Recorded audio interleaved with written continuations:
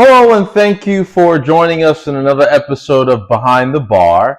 I'm your host, Timmy Tayo, and today we're going to review Manchester United's disaster season. By far the worst season in the history of Man United in the Premier League. I know prior to the Premier League era, Man United have gotten relegated before. That was before I was born, and so in my lifetime, this is, like I said, the worst iteration of Man United that I've witnessed. And it's taken me a few days to get over that loss to Tottenham in the Europa League, but haven't had time to reflect. I think that that was a positive thing, and we'll kind of get into that as we unpack, like I said, the disaster season, and glad that it's finally over. Of course, Man United have immediately embarked on a post-season tour, which is very strange. Right after the win against Aston Villa on Sunday, they flew out to Malaysia for a two-game tour where they're set to earn, I believe, anywhere from 8 to 10 million pounds. And by reports that I've read, that's going to help offset the 10 million penalty that's owed to Adidas for United failing to qualify for the Champions League in successive seasons. And so the list of negative residuals just keeps piling on from what has been a horrible season to this point. It was good to see a win at home against Aston Villa, albeit with the red card, but nonetheless good to eclipse the 40-point mark in the Premier League and move up to 15th position. Doesn't change anything, doesn't change the feelings of defeat, the feelings of ridicule, disaster. So many ways to describe what's been a really bad season by any metric. And we're going to just dive in and sort of look at the major takeaways from this season. And of course, it starts out with the fact that in this 24-25 Premier League campaign, Man United had 3 different managers. And I think that is always going to be a recipe for disaster. When you have 3 different managers that have 3 different ideas, 3 different philosophies with the same set of players, I think the end result is what we've seen transpire over this season. Of course, we went into the season with Erik ten Hag, and before long, I think by the end of September, he was gone, barely a third through the season. And then, of course, Ruud van Nistelrooy had the interim phase for about 5 games or so, where he steadied the ship, got us a couple wins in the Europa League and the Premier League. And of course, we know that Ruben Amorim then took over from Ruud van Nistelrooy, and he oversaw, I think, one of the worst runs in managerial history. But I can't really put too much blame at the feet of Ruben Amorim, because we all know that he wanted to come in at the start of the season. Of course, he was given an ultimatum, a now or never case, and he took the job, and he does deserve some blame. I think especially in that Europa League final, that lineup that he put out, not starting Uate in the midfield, I think was a wrong decision. But I'm not going to nitpick at Ruben Amorim, because I think Ineos bears the majority, the lion's share of the blame for not letting go of Erik ten Hag when they should have. And we've covered this throughout the season, so I'm not really going to dive into that. But I think it just speaks for itself when you look at any team that goes through 3 different managers within 8 months. There's something inherently wrong with that.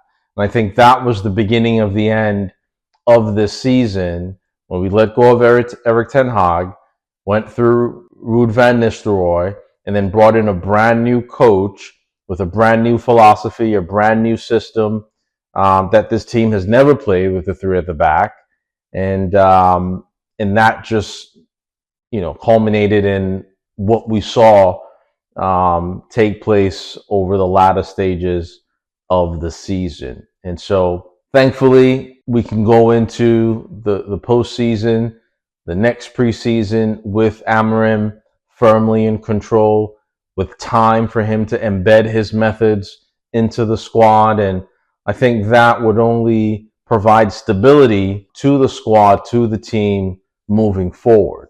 And my second point is what I really mentioned about the positive of that game against Tottenham is the fact that we didn't have a trophy this season meant that there was no trophy to paper over the cracks, right? Because we all know, like I mentioned with Erik ten Hag, despite the 8th place finish last season and the deterioration of the style of play, the identity in the team, just the lack of an identity, Ineos decided to extend his contract after that FA Cup win. And I think we all know now that FA Cup win was probably the worst thing that happened to United last season. It gave the fans a boost. It gave the team a lift. And that feel-good factor meant that it put Ineos in a tight spot to fire a manager. But let's not forget the Glazers did that really to great effect when they got rid of Louis van Gaal after he won the FA Cup beating Crystal Palace and replaced him with Jose Mourinho, who then won the Europa League in his first season. And so Ineos, unfortunately, looks like they didn't quite have their wits about them to make that tough decision to fire a manager after winning a trophy and make that sound decision at the right time.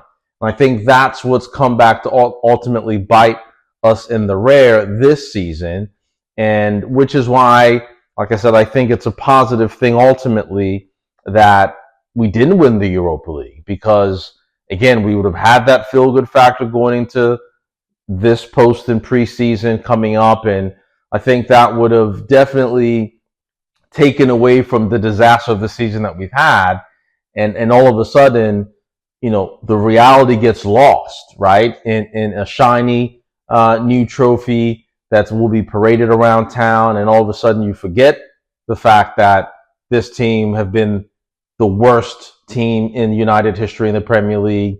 And so I think that not having that trophy has allowed everyone to come back down to earth, to take real stock of where we are as a club, of where we are as a team. And that reality, I think, is going to allow us to really make the necessary changes that's needed to move this team forward. And my third point is just the lack of goals. Last season, under Erik ten Hag, his Man United team was able to score 57 goals in the Premier League and had a negative goal difference. This season, Man United scored 44 goals in the Premier League. I mean, that is woeful. That is disgusting. 44 goals. I remember Ronaldo scored 44 goals in one campaign for United. And the entire team could only muster 44 goals over 38 games. And I think that is going to be the biggest issue to fix for Ruben Amorim moving forward, is getting goals back into this team. And of course, Rasmus Højlund, most of that criticism was directed at him being really the only striker in the squad, which is really unfair to him, right? I think when you look at the United teams of past, the great teams, there were always 3-4 strikers in the squad. I mean, we don't have to look too far back to the York, Cole, Sheringham, Solskjaer era. I mean, a couple seasons ago, we had Anthony Martial, we had Cavani, we had Mason Greenwood, we had Rashford. And so there were goals to go around. There was pressure on not just one single player to provide all the goals. And it's amazing to me that in the last season, we only had one recognized senior striker, which is a 21-year-old, having his first season in the Premier League in the name of Rasmus Højlund. And this season, we went into the season with Højlund and then had to draft in a teenager from the Arsenal Academy in the name of Chido Obi Martin. And it's really unfair to put that much pressure on these kids for a club like Man United, right? That have a history of strikers. I mean, we're not even talking about, I mentioned the Cole York in that era, Rooney, Tevez, Ronaldo, right? Those were the strikers, Berbatov, Louis Saha. I mean, these were all Ruud van Nistelrooy. All these players were in the same team. And so when you look at that and compare that to what we have today, like I said, really unfair to lay all that pressure on the feet of Rasmus Højlund alone. And that leads me to my next point, which is the need for a mass exodus. This summer, we have to see a major clear out.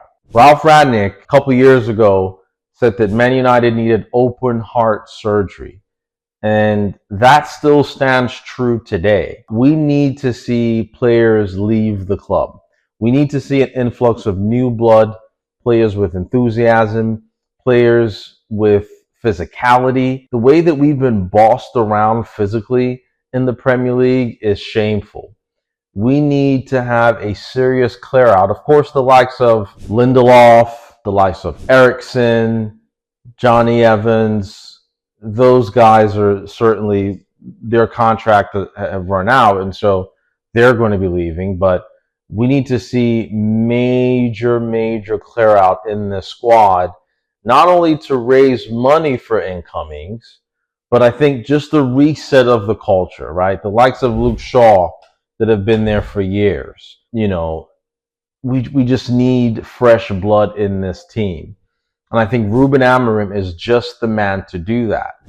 If we look at Ruben Amorim's history, when he first got into Portugal, to Sporting Lisbon, in his first transfer window, there were 25 players that left the squad, right? So he's used to this. He knows how to maneuver this terrain with bringing out with getting the old out and bringing the new in. So I think for a manager who's had that experience of a mass clear out, there's no better manager with recent experience of that, I think, than Amorim to see this new wave that needs to go out and then usher this new era of players into this team. And that leads me to my last point with the transfer window, the incoming transfers for this window. Of course, we've already had the here we go for Matheus Cunha from Wolves, which is, we've had his release clause triggered and a bid accepted by Wolves, and he'll come in to help with the lack of goals. But we need to see a lot more movement. I think the goalkeeper position, it has to be a priority. In addition to the lack of goals, it's important that we don't continue to give away goals like Onana has done over the past couple of years. I think certainly in midfield, we need more robustness, more physicality, like I said. And then, of course, the elephant in the room, striker, right? Cunha is a 10 and he can help with goals, but we need a striker. There's no way that we can go into next season relying on Højlund again. We need a veteran striker, a proven striker. We can't afford to go in with someone who needs time to learn their position, to learn a new culture, we need someone who can come in and get goals for this team. And so this transfer window is going to be the biggest in years. I know we say that every year, but having finished 15th, I think there's no bigger transfer window than this summer. And so all eyes are on Ineos to see how they handle the outgoings, and then what they do with the incomings to stabilize the squad and ensure that next season does not repeat what we saw from this season.